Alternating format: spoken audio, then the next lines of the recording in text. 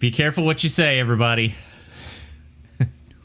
In this day and age with social media, it just might come back to bite you. Now, we, of course, here on this Parts Counter Show, the Counter Show, sorry.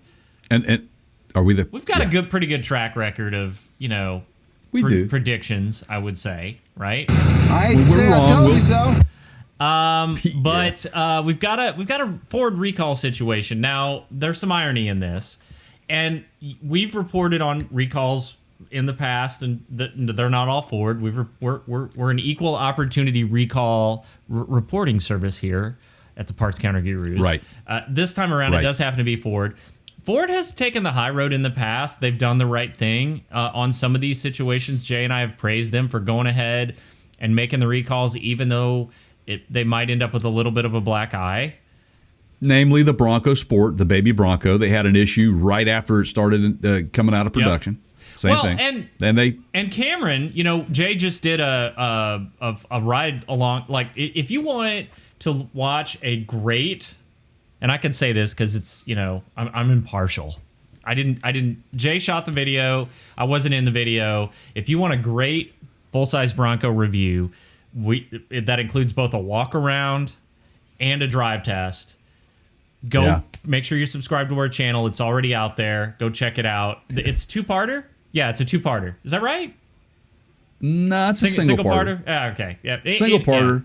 Because we did the Mach-E with Cameron, which is also another video that you can check out. That's a two-parter. So check out that Bronco. But Cameron even said, where I was going with this, is in that Bronco video, he goes, Ford had some problems with the hard tops on those Broncos. Mm-hmm. And we're all admitting, everybody knows. And we all admit, right? But they're doing the right thing, and they're making some concessions to the owners. Right. And in that particular situation, Ford truly wanted their customers to get their vehicles that they ordered. They were not backing down from it. They said, "Hey, order a soft top. Go ahead and we will equip you for the hard top when we get the hard tops out to you. But for now, just order it with a soft top. We'll put your soft top on when the hard top comes in. Yeah, we'll get would you rather have no Bronco or one maybe with a soft top instead of a hard top? The majority of people that I have talked to that have been in that particular situation were extremely pleased with the soft top situation until they could get their hard top. In fact, they loved it because it could, it was kind of easy to pull off. And as you mentioned in the video, we demonstrate that. Okay, so now not too hard to do. So this situation, however, is kind of one of those, like, you shouldn't be poking fun at your competitors. So we got a little recall situation with the Mach-E that involves the glass roofs. The glass roofs. The glass roofs are coming off, man. They're flying off, man. And of course, Tesla is who you're talking about, who had an issue last year. And Ford poked fun at him and said, that people were going to have to make concessions if they wanted an EV. They would have to make some quality concessions, and that came from like Darren Palmer, who was one of the Ford development heads, and he was basically implying if you buy a Tesla, the quality's not going to be as good as if you buy a Ford, right? Which is just simply not true. I think that both their quality programs are set in stone. It is what it is. Things happen. And here's why. You can have quality assurance in place. You can have statistical processing controls in place, okay? You are dealing sometimes in situations where there are shortages. You're dealing with a pandemic where you have untrained people at the helm of some of these pieces of equipment on the assembly line because they are basically held to the fire to get production going. Sometimes you go from source A to source C in order to get these vehicles put out in a timely manner. Sometimes the information that they are given looks good on paper, but not on the car. And I do believe that that's what you're going to find over the course of the next year or so with some of these. There's an open eye going on right now because there has been some shortcomings with some of this stuff. Ford has been bitten several times due to substandard suppliership. And the Mach-E is a fantastic vehicle, and we've reviewed it, like we've already mentioned. Mm-hmm. You can find that on our YouTube channel. And I tell everybody that's a Ford fan that is looking for a family vehicle that's kind of a crossover style, go check this out. You will be pleasantly surprised. I love it. calling it the Ford that should have been a Lincoln because it is a luxury EV. And absolutely it is. I'm not trying to pick on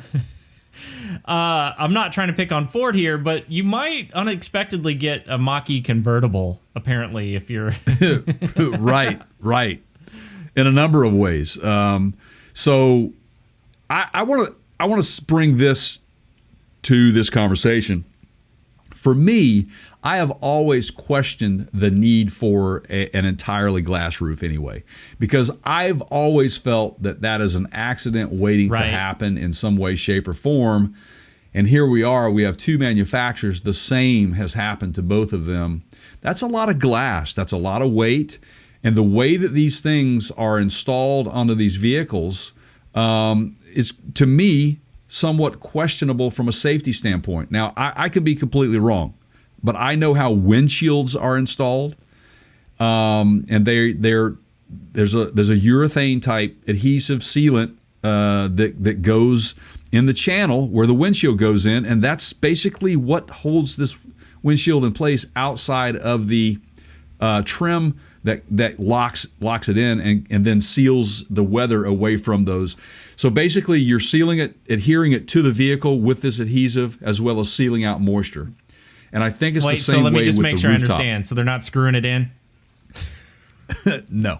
Does it get screwed in? If that's happening, I'm not aware of it. I've replaced a lot of windshields in my lifetime, and that's no deck not what screws. Now, no deck screws on the. No deck screws. Been a long time. I'll admit that it's been a long time since I installed a windshield, but I think the technology is very similar. But I've always questioned why the glass roof was so appealing to people. The panorama Why not thing. just? Well, I think I get it, but the mindset was, from an aerodynamic perspective, if you want what a traditional moonroof would give you, which is open sky, right, you're trying to accomplish that without the wind drag, without a hole in your roof, right? Right. Absolutely. I get it. So, tons of vehicles in Canada were affected. They didn't seem to trace anything back to the state, the United States, where vehicles were supplied to the U.S. and delivered. They mainly found them in those vehicles that were delivered to Canada. I think it was around 5,000 of those vehicles initially or whatever. But since that broke, they had another step that was a problem. Apparently, the root cause, they don't know yet, but a report of poor windshield urethane adhesion noted during a cracked windshield replacement. So you should have used deck screws. Right.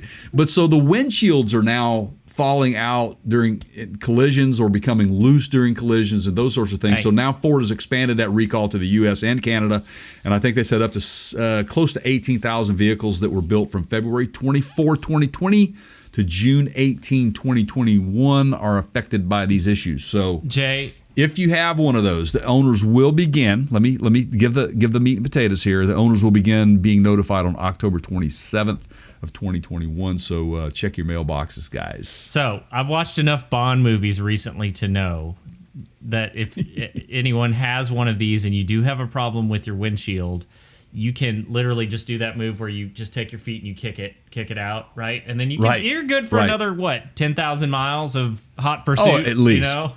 Absolutely. You might have to pick a few bugs out of your teeth, but you're good to go, man. Just wear a helmet. Yeah. Wear a helmet. So hey, make sure we'll try to find the recall notification when it comes out. It's not out yet, but if I can find that recall, I will make sure that we put a link in this video once it's available. So make sure you stay tuned for that. You have to subscribe. Or we want your subscription. If you do subscribe, that's a bonus to you, because if you ring that bell, you'll be notified when that the next update comes out.